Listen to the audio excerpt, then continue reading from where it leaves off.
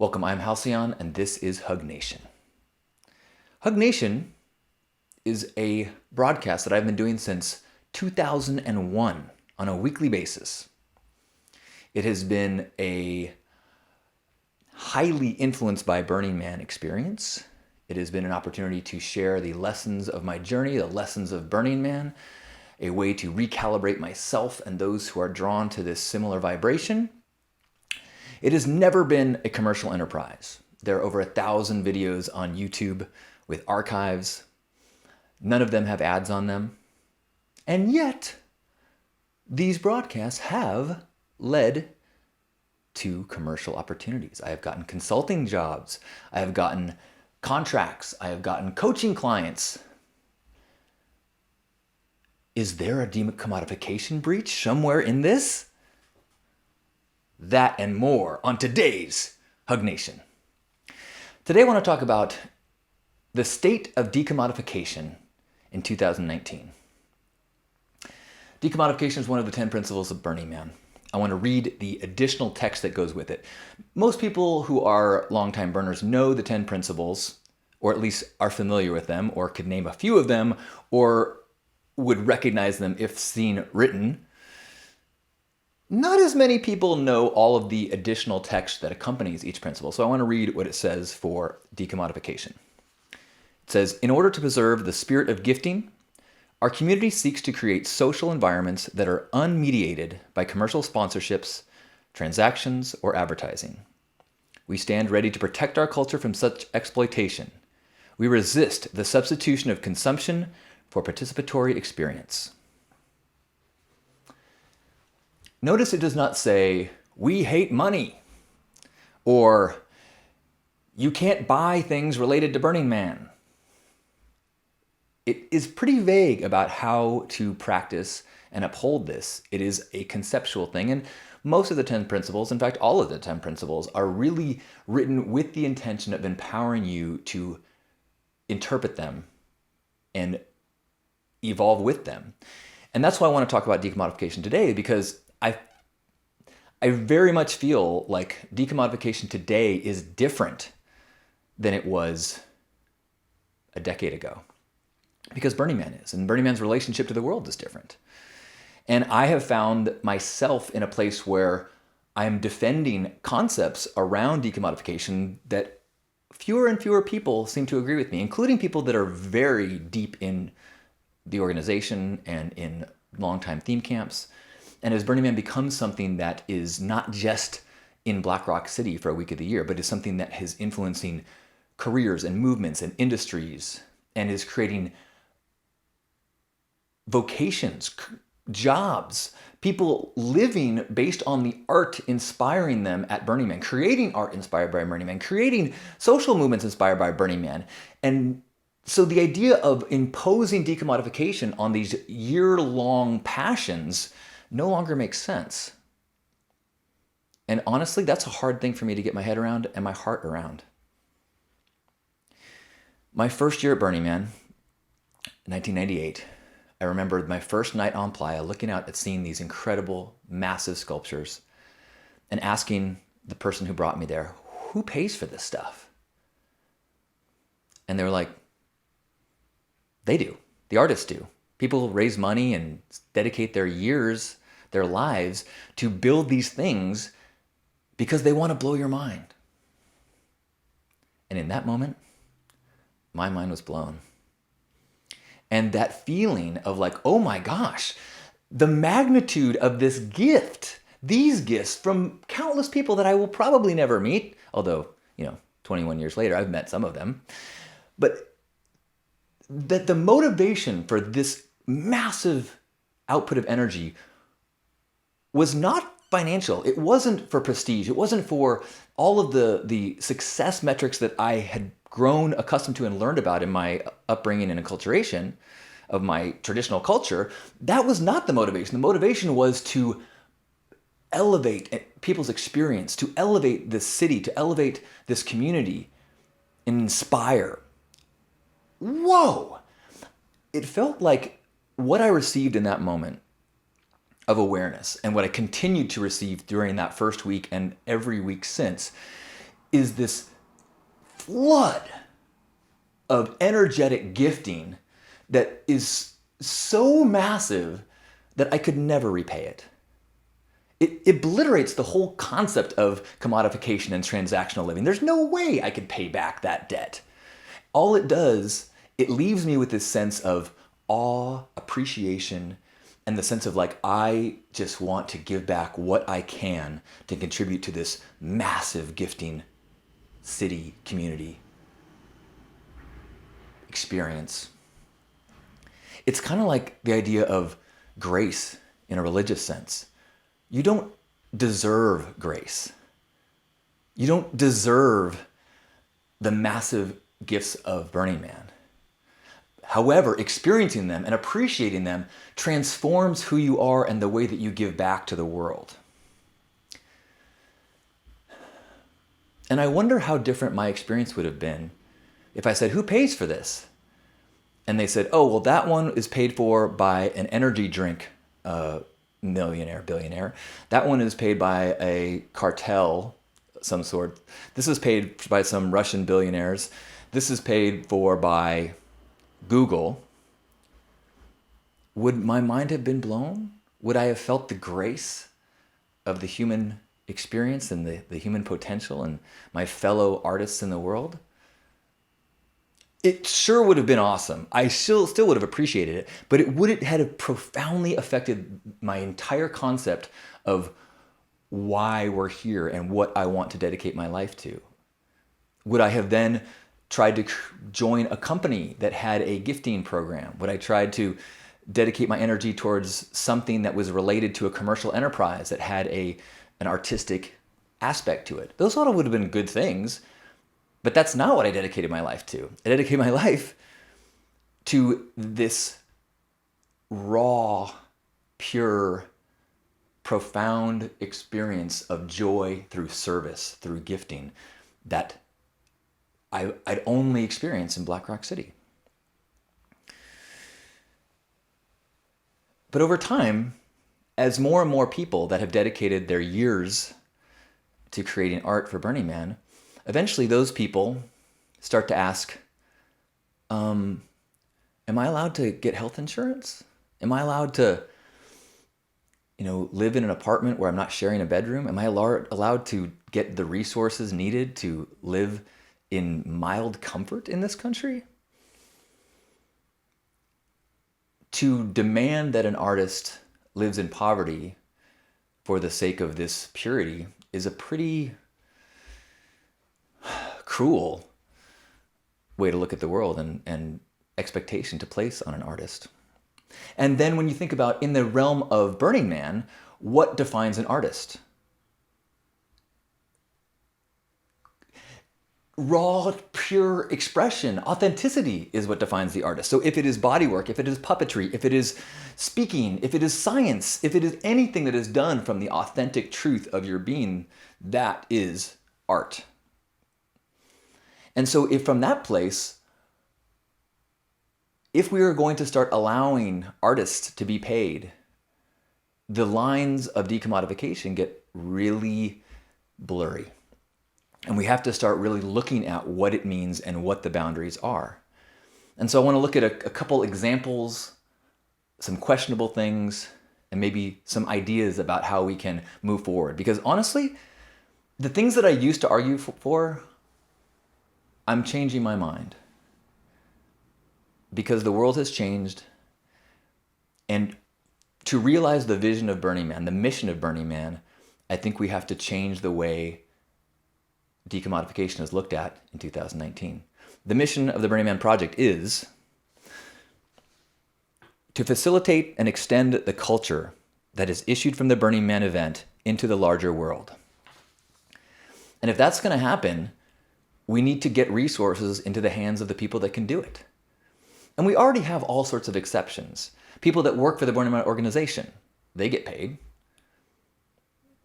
There are, well, I'll get into some other examples. But I wanted to talk about some divisions I think that can help make the conversation easier to digest. There are, I think, different time periods that we can look at. There's pre-event, during event, and after event. Nobody expects people to live in a decommodified world as they approach Burning Man.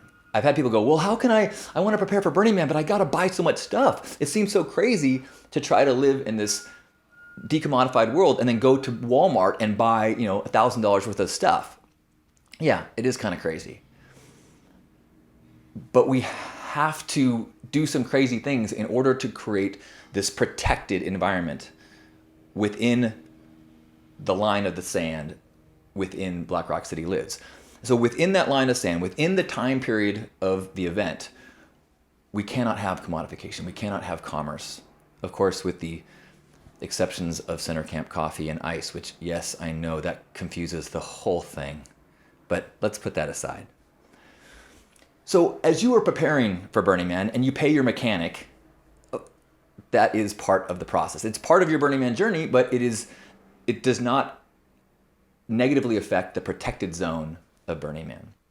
As you purchase food, it doesn't affect it. What about a chef that decides to create a meal plan of frozen meals? You buy them pre-burn, you go to the burn and pick them up. Is that acceptable? My feeling is that Burning Man related work that is done and paid for before and after the burn is acceptable. If you do labor in advance, if you do cooking, anything that you do off-site is absolutely an acceptable within the realm of decommodification. It does not jeopardize the event. And that means, if you make clothes and sell clothes inspired by Burning Man, the danger comes is when your off-playa career and financial incentives affect your incentives on playa. Personally, for example, let's say I, for years, have done talks at Burning Man. Of course they're for free. Wouldn't even think about doing them in any other way. However, the work that I do after Burning Man and before Burning Man, there's a lot of overlap. And if you are drawn to the things that I'm doing at Burning Man, there's a good chance that working together off playa would be a benefit to both of us. It would be within a commodified realm. I would be charging you. And knowing that, there might be a thing in my mind that says, I should mention that I do coaching during this talk. Now, is that motivation now affecting what I do on playa? Have I now commodified this experience that was a gift because now it turns into a potential marketing experience or with a different intention than a raw gift? And that's where a lot of the modern day blurry line is happening. For example, there was an art car, I think it was called Cathedral. Gorgeous thing. Clearly tons of money, tons of effort, tons of professional level craftsmanship in its creation. And I was reading a thread online where, while initially it was publicized that it was done by dedicated volunteers, its presence was on a website by a design firm that was using this as an example. Look what we created. If you need a high-level art car created, contact us. This is an example of the work we can do. We can make something amazing for you. Is that acceptable? Has that now commodified what was a gift on playa because it is now a marketing material for their work in the future? Or the very popular example right now is Instagram models. People who are taking pictures of themselves in Etsy outfits and tagging Burning Man all throughout it. This art, this fashion is created in some way because of their inspiration from our culture, because the culture is extending into the larger world as the mission has asked us to do. So is it commodifying if if a picture is taken on Playa with the intention of putting it on Instagram? Or is it only if it's put on Instagram with the intention of selling more of it? Or because then the challenge comes is when the thoughts on Playa are affected. If there is a little bit of intention and motivation that changes the way I behave on Playa because I'm thinking it has a marketing benefit for me off Playa, that is how the system gets corrupted. And honestly, with the way things are going, we have that corruption in place. And the question that I'm wondering is, can we just accept that that is the state of things and that is the price we pay for a larger global reach? And we still have to keep having these conversations like, is this out of line? For example, the Vogue fashion show. If that was merely a fashion show with art inspired by Burning Man, I think that would be absolutely acceptable. The challenge came with the utilization of imagery of other people's art and then creating that into a product. That seemed like a clear commodification of Burning Man art. And if this isn't ringing a bell, then you can look at some previous videos and posts on the Burning Man Journal to see what I'm talking about. But do we want artists to make a living? Absolutely. Can we do that while walking this line? We will see. And what does the definition of artist do to this? I have no issue with someone creating something magical at Burning Man, some sculpture, and then they put that sculpture on their website as an example of the work that they do, and as they look to get commissions for other work. Now, how about me, for example? The art that I produce is speaking and coaching and teaching. Can I put an example of the work that I do at Burning Man on my website as an example of the kind of work that I want to do in the world? Or a chef that caters a theme camp and shows that an example of what they can create in the default world. Another challenging aspect is as Burning Man gets bigger and bigger and bigger, and as the art gets bigger and bigger and bigger, there is a need for more and more specialized workers. And I've talked to some theme camps that have really made solid arguments against some of my complaints. My feeling like we cannot have paid labor on Playa. And they say, well, with the safety concerns, with the scope of the things that we build, with the kind of trucking that we need of bringing things in, we simply can't do that unless we bring in paid labor to do these tasks that we can't simply ask a dedicated volunteer to do because they don't have the skills. And then we are in a situation of either safety issues or qualifications. And my argument in the past has been, hey, if you can't do it with the labor you have within your camp, then do less. And while I still believe in that idea, I think that ship has sailed. I don't think it's possible to return to a Burning Man where everything is built by the labor within the participants themselves. And it's because culturally, we love the big stuff. We're starting to expect the big stuff. And there's something tragic about that. Because for every cathedral art car and its showcase for some big design firm, there's some guy in his garage who's been working all year to make something scrappy and awesome who does not get a permit from the DMV and is not approved. And for every truck driver that gets a ticket from some huge camp to drive things in, chill for the week, and then drive things out, that's one ticket that doesn't go to some 24-year-old participant who is seeking out an experience to change their life. I think a lot about the regionals and the potential there. We don't have that same tainting going on in the regionals.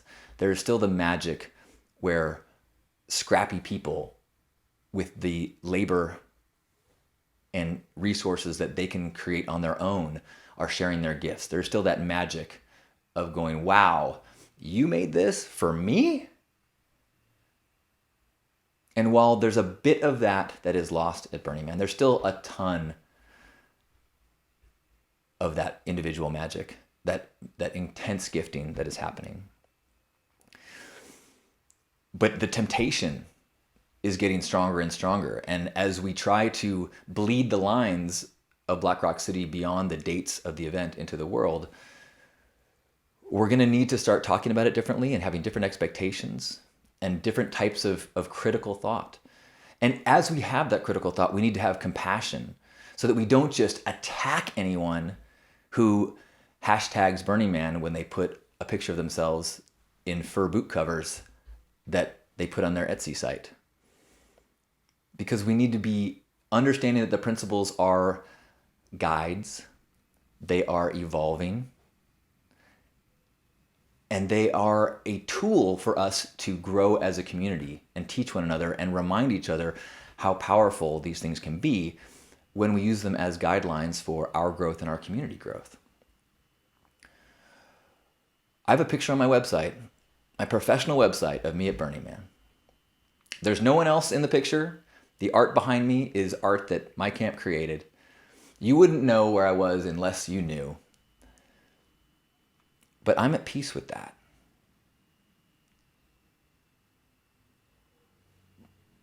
My role in this lifetime is to share and teach and help the world benefit from the things that I've learned at Burning Man.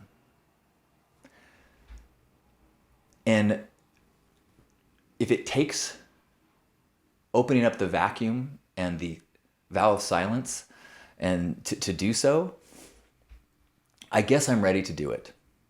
And partially because that's where the current is going.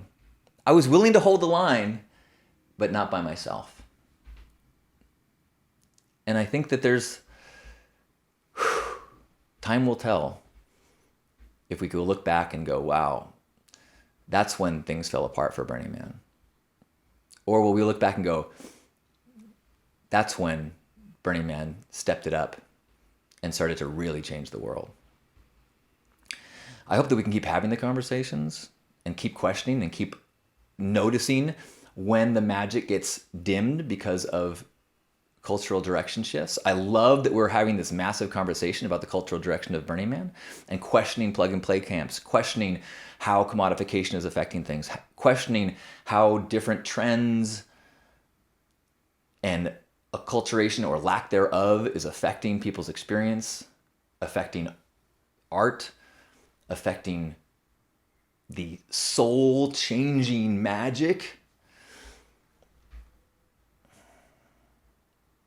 Someone asked me last night, you going to Burning Man this year? I said, yes. They go, don't take this the wrong way. Why are you going? And I said, well, I'm kind of past that era for myself after, this will be my 22nd year. My mind doesn't get blown in the same way. But I am re-energized by the artistic commitment of so many people. And I'm re-inspired by the creativity of my fellow brothers and sisters. And I am filled up by the opportunity to be of service in such a deep way. And why I'm going this year is because I feel like right now we are on this critical cusp tree of decisions of how our culture is going to be evolving into a world where this is not a secret clubhouse. This is not an isolated week. This is a place where we are now trying to integrate culture and commerce and careers and politics and life into what we do in the desert and throughout our lives.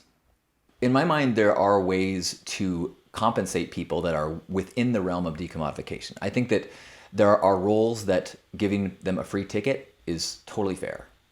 I think that putting someone on a meal plan for free, totally fair. I think that waiving someone's camp dues, totally fair. Paying someone for their work before and after the event, totally fair. But personally, I like the idea of everyone on Playa being there as a volunteer and us all being equal in voluntary participants. When you start to have professional burners and amateur burners, and you have this class, and you have Sherpas and people who have paid contracted responsibilities on Playa, that's a different place. That's a whole different category of burner than that feeling of equality within the city that is so magic. To know that we're all responsible for cleanup. We're all responsible for every aspect of this event, unless you have paid people who are then taking care of things in lieu of blah, blah, blah, blah, blah, blah.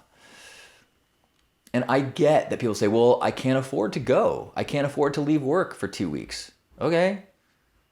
There's a ton of people that really want to go to Burning Man.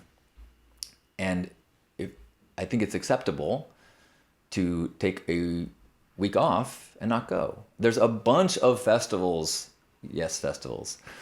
events where we do not have these principles in effect. And paying artists and paying laborers and paying people for their work is acceptable and does not affect the tone of the event whatsoever. I love that the people who have kind of cut their teeth, is that the right term? Cut their teeth? That sounds wrong. Have learned their craft at Burning Man over the years are now professionally doing the same type of work at places like LIB or Electric Forest or any of the other dozens and dozens, or I don't know how many hundreds of events that are happening now that are kind of facilitating similar energies. So doing what we can to protect that 1 week in that one place, or the different regional events in those different places for those specific times, to protect it from the professional class versus participant, like the receiver of entertainment and the creator of entertainment. I mean, that once you have that line, you have really reduced the potential for transformation and magic. For me, as we talk about the idea of shouldn't artists get paid, my thought is absolutely. But there are, I'm not good at math, but let's say there's 100,000 places where art can be displayed and sold. Festivals, art galleries. We have I'm not good at math. Thousands and thousands of examples of places where this can happen. We don't have that many examples of pure gifting environments. And I would argue that what transforms people's concept of self and their relationship to their community and their world and the relationship to their gifts and the potential for purpose and satisfaction is when we have that pure gifting experience. When we receive it, it blows our mind, and then we seek the ability and the opportunity to gift back. And so if we have to protect the Burning Man experience and even exclude hardcore artists and say, hey, if you can't afford to create art, make something small for us, or move on to the other festivals that are more professional, to me, that would be a fair trade. I know that at Pink Art, we create what we can afford to create. And we do fundraisers, and everybody in camp supplies finances of their own towards the camp gift so we can contribute to the community. But we limit what we can do based on what we can do. And I think that really contributes to the feeling we have, the connection that we have, the pride that we have, and the reward that we feel. We're not laborers. We're not working for a corporation that we believe in the mission statement. We are bleeding the passion of the project. And so the sweat, the toil, the efforts gives us joy. And when you get paid for doing the same thing, it changes it. So like I said, I'm struggling with this evolution. I recognize why it's important, and I know so many amazing artists who I love to see them get paid. But I wonder what that does to the subconscious energy of Burning Man, which makes you realize when you get there as a non-artist that, holy crap, I'm no different than anyone else here. I could create something. If you have professional artists and then people who go to appreciate the professional art, I mean, then that's the county fair and we can get a corn dog and ride a ride. It's when you go, whoa, you did that? What can I do? And if to do that, you have to go into the realm of professional, that's the dilemma we have within our culture. We have a creative class, and then we have the consumer class. And Burning Man obliterates that. It's dangerous to establish what certain people are the ones creating and certain people are the ones ingesting. The idea of protecting the time on playa from reminders of commodification is critical. And it's done in so many ways, and sometimes people I've heard saying like, well, it's not as important. I think we need to really turn up the volume on that and really try to get back into that place. When I first went to Burning Man, it was considered very bad form to have a rental truck that you didn't cover the lettering of the truck or mutate it. So a budget rental car would say Fudget or Buddha. People would take tape and change the lettering of it. They would culture jam any examples of marketing and logos so that we could create this place that was specifically, intentionally free from that. Because when you get into that safe spot, you start to really sense how relentless the voices of marketing are in our day-to-day life. How relentless the voices of you're not enough, but if you do this, you're going to be better. And even like, I look through my Facebook feed, and even though it's filled with amazing people sharing amazing advice and ideas, very often they are marketing. And you can tell. So when we have a place where the person who walks up to you and hands you an ice cream cone is doing so purely because they want to make your day better, and you know that interaction has something that is almost impossible to get without a lot of work in the default world. Years ago, Pink Heart, we gift vegan coconut milk ice cream.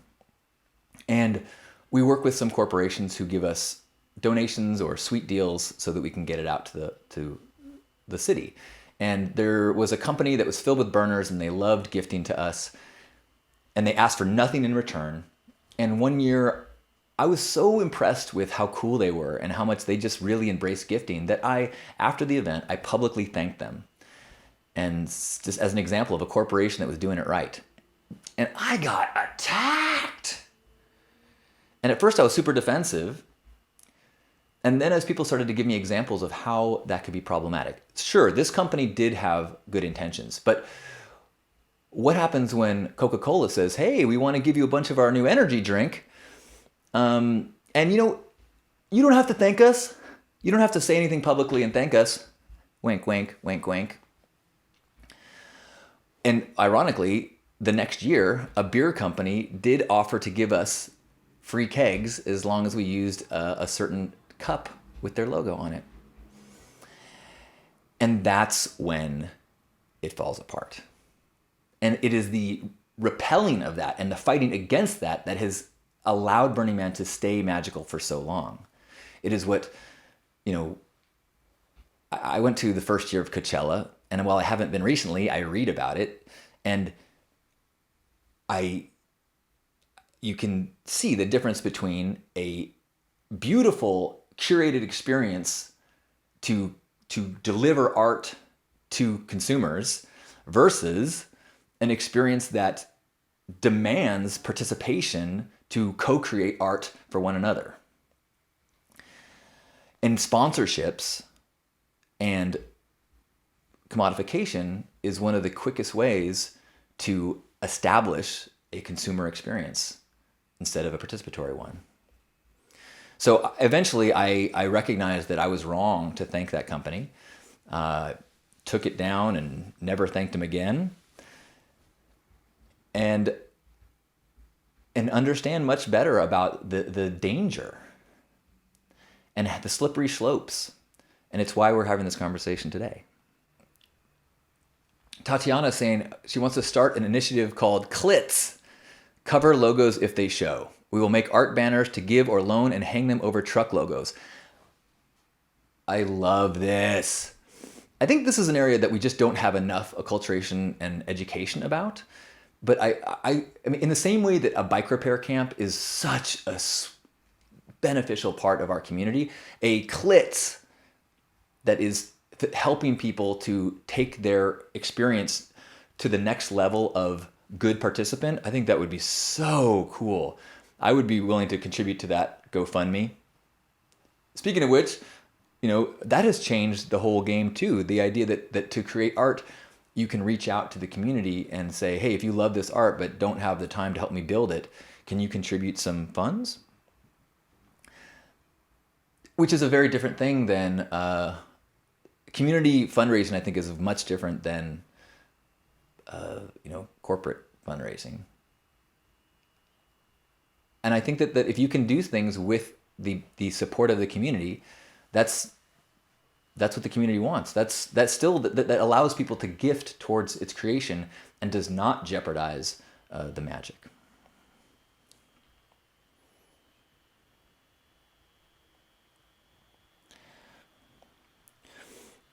And I think there's a big, even though there's these really subtle differences in some of the ways that these experiences and payments are expressed, I think it can make a big difference. Like at Pink Heart, the gift that all the participants of our camp participants give to the camp, that goes towards our camp gift. It goes towards the things that we need to give to the community. It goes towards our generator because we have to light up our frontage. It goes towards our travel and our trucking, and it goes towards our storage. But it does not go towards meals. And it does not go towards an individual's need for the generator. If you want to use the generator for your own power, you pay additionally. That's not part of your camp gift. Your dues do not get you anything. Your dues are what you contribute towards Burning Man. And our meals are all contributed by camp members. The meals are gifts from campmates to the rest of the camp. However, if you want to gift a meal, but you can't afford to buy, mac and cheese for 100 people, you can say, I want to give this gift. Is there anybody in camp who would like to help me do that with financial support? And very often there's people like, oh man, I don't have the bandwidth to cook a meal, but I would love to buy a bunch of orange powdered fake cheese for your meal. Or, hey, I just cashed out of my company. I would like to buy Gouda and fancy cheese so you can make some legit mac and cheese for the camp. And even though it's a very subtle difference than having some of camp dues go towards that, there is a philosophical and energetic difference so that we feel like we are participating with our gift towards Burning Man and self-reliance and feel good about what we're giving and not getting that transactional commodification of our experience. I should note that, so that you know that I'm in a glass house throwing stones here, I have a Patreon page. I do coaching.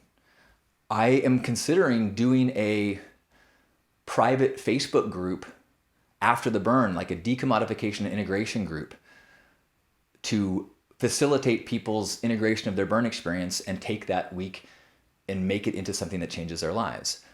I do a lot of that for free, but this year I want to do a more focused group that I will ask people to contribute financially for. Now, in some ways, I want to do this as a commodification, decommodification experiment. Can I do this while honoring the principles? Can I be of service to the mission of Burning Man and honor the 10 principles. So if you have any interest in where that is going and how that plays out, sign up for my mailing list at list.hugnation.com, and I will make sure that I keep you in the loop on any of that stuff.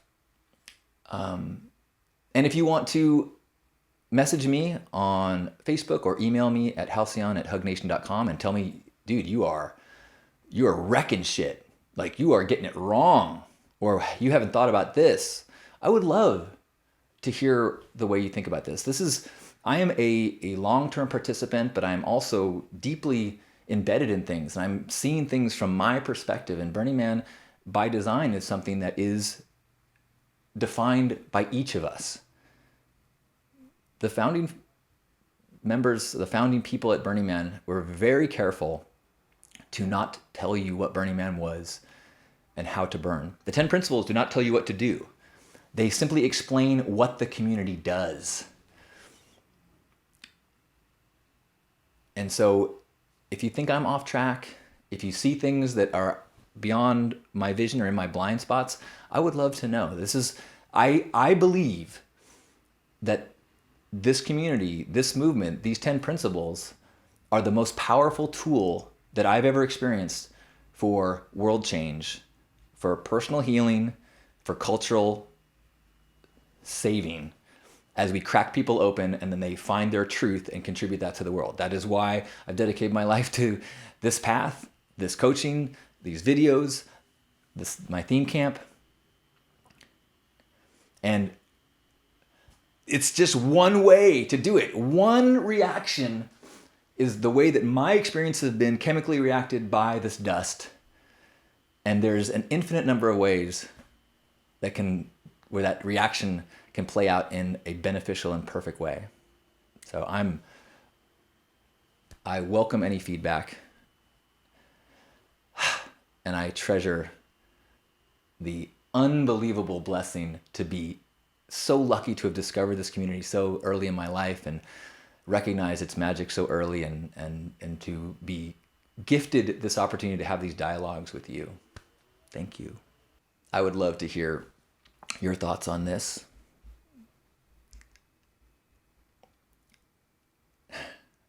And I can't wait to see you in the dust or anywhere, because as we know, it is not confined to that place in the desert. These are guidelines to guide us every day of our lives as we seek to be the best we can be. Thank you for inspiring me to be my best. I love you. If you enjoy these transmissions, do me a huge favor and share them. Give them a thumbs up, give them a like. Let people know that this is worth listening to. It would make a big difference in my life. Or join my email list and get to know all the new things that happen, including when my next round of coaching will start at list.hugnation.com. Actually, just search Hug Nation. You can find my YouTube channel, find my iTunes, all the good stuff. I love you.